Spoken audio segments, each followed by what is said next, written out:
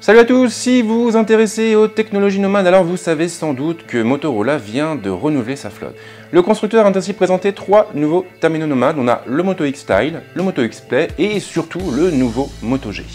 Enfin, ce n'est pas tout à fait exact. En réalité, le constructeur a organisé un événement sur Paris la semaine dernière pour présenter ces nouveaux terminaux en exclusivité à une poignée de blogueurs et de journalistes. Je faisais partie des invités, mais malheureusement, je n'avais pas le droit d'en parler, ce qui se comprend aisément. Quoi qu'il en soit, le bon côté de la chose, c'est que le constructeur m'a envoyé un Moto G en test, et on va donc commencer tout de suite avec cette prise en main. Avant toute chose, on va rappeler ses caractéristiques techniques. Le Moto G embarque un écran de 5 pouces capable d'afficher une définition de type HD 720p et donc du 1280 par 720. Derrière, on trouve aussi un processeur Snapdragon 410 cadencé à 1,4 GHz.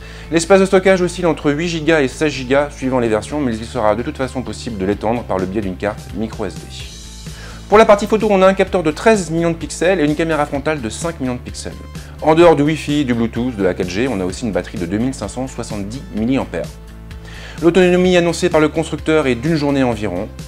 Et surtout, le terminal est certifié IPX7, il sera donc capable de résister à des éclaboussures et même à des immersions en eau douce. Le Moto G sera disponible dès demain pour la modique somme de 199 € hors subvention opérateur. Sur le papier, c'est plutôt prometteur. Le Moto G est même le premier terminal de sa catégorie à proposer une certification IPX7 et ça, c'est quand même très intéressant. Maintenant, on passe tout de suite au déballage de la bête. La boîte du Moto G va droit à l'essentiel, elle comporte un visuel à l'avant et on retrouve une partie de sa fiche technique à l'arrière, pas de grosse surprise ici. Après avoir retiré le couvercle de la boîte, on tombe tout de suite sur le téléphone, les accessoires et la documentation sont placés en dessous dans un compartiment à part. L'offre est assez traditionnelle, on a un câble de synchro, un bloc secteur, un kit main libre. Il a d'ailleurs l'air de très bonne qualité, mais il faudra attendre mon test pour savoir ce qu'il a dans le ventre. La boîte ne fait pas tout, bien sûr, et dans ce cas précis, le contenu compte davantage que le contenant. Et maintenant, justement, sans plus attendre, on va se pencher sérieusement sur le terminal, sur ses lignes et son ergonomie. Le Moto G rappelle beaucoup le modèle précédent, mais il ne lui ressemble pas non plus comme deux gouttes d'eau. On a quelques différences notables, comme la présence de 2 haut-parleurs en façade, ou encore l'intégration d'une languette métallique à l'arrière. La coque est entièrement faite de plastique, mais l'arrière est amovible, et il sera donc possible de changer de couleur à la volée, ce qui est quand même plutôt sympa. Les 2 ports, SIM et micro SD, sont placés en dessous, la batterie n'est malheureusement pas accessible, mais cela n'a rien de surprenant car les composants du téléphone sont scellés dans un compartiment hermétique. Il faudra d'ailleurs s'assurer de bien mettre en place la coque avant de plonger le terminal sous l'eau.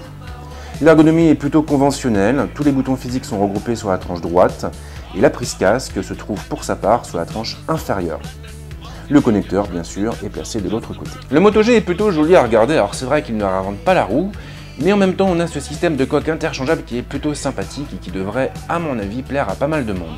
Mais son plus bel atout, de mon point de vue, c'est sa certification IPX7. Le téléphone pourra vous accompagner sur les chantiers, dans vos balades champêtres, bien sûr, mais vous pourrez aussi le prendre à la piscine, vous pourrez même cuisiner en le posant sur votre plan de travail sans qu'il court le moindre risque. Le Moto G ne manque pas de qualité, c'est un fait, mais je vais m'arrêter là pour l'instant et commencer à travailler sur mon test.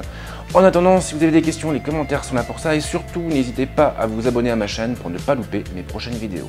A très vite, ciao.